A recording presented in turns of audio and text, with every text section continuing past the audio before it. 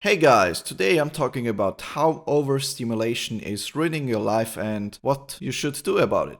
In today's day and age, with the internet and the ability to stimulate our brains endlessly through endless content from the internet and social media, we experience more often a hangover, and it comes much quicker than before the age of the internet. It is like a drug. The higher the high and the better you feel, the harder the fall and the hangover afterwards. So you have the automatic desire to get onto that stuff again sooner rather than later.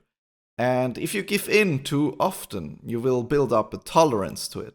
So to get the same high as before, you need to increase the dose of internet consumption, or you need to get into more hardcore content than before.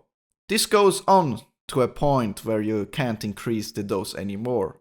At that point, you will drop into a depression because you're bored all the time with the content you have already seen. It doesn't give you that kick anymore, it's just a void which needs to be filled. Overconsumption on the internet or things in general is really bad. You probably know that if you like tiramisu and you eat like once a year or once a month, it's always something somewhat special, right? The problem today is that you have the comfort and ability to eat that very same tiramisu every day if you want to. And why shouldn't you if you love it? But because of exactly that, it will not be special anymore if you can have it all the time. Special things are on special occasions, and all the time isn't a special occasion. So a solution to that problem is, first of all, discipline and a more thoughtful lifestyle. So even if you like something, you don't and you shouldn't overdo it. You resist and do it occasionally, so it doesn't necessarily lose its value to you.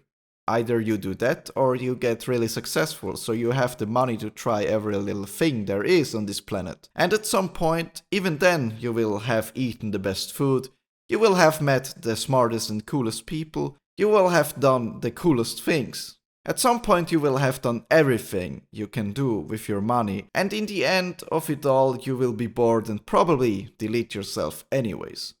So why don't just combine those two solutions so you're living a thoughtful and enjoyable life while also having lots of options to switch between, to have long enough breaks in between, so everything can feel special again. Of course you can't be Jeff Bezos, and you will have certain limits financially, but you can try to reach as far as you can. Push yourself. And it's not about the money actually. You shouldn't do it for the money, but for the freedom, the many options, and the security which you can gain from money itself. Money is just a means to certain needs. In our society, you can't really do much without money anymore, so why not try to lower the risk of not having it? Ergo, not having existential problems, which are enormously stressful actually.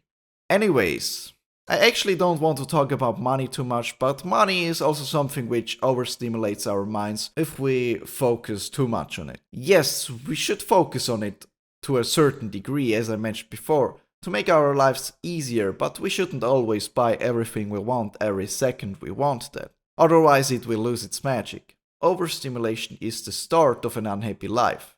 But we live in a culture today in which we can get an endorphin peak whenever we want, and that's at least one small reason why people seem to be more unhappy and more depressed than ever before.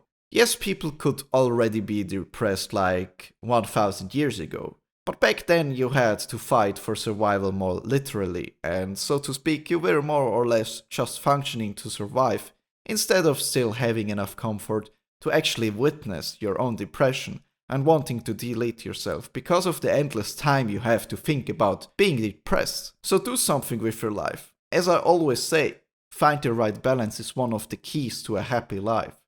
You don't want to be too lazy, you don't want to be too paranoid or too critical or not critical at all. In some situations it's better to be extremely critical, and in other situations it's better to not be critical at all. Anyways, I don't want to make this video too long, so I'll wrap it up here. I hope you liked the video. If so, don't forget to like and subscribe to help me out with the YouTube algorithm.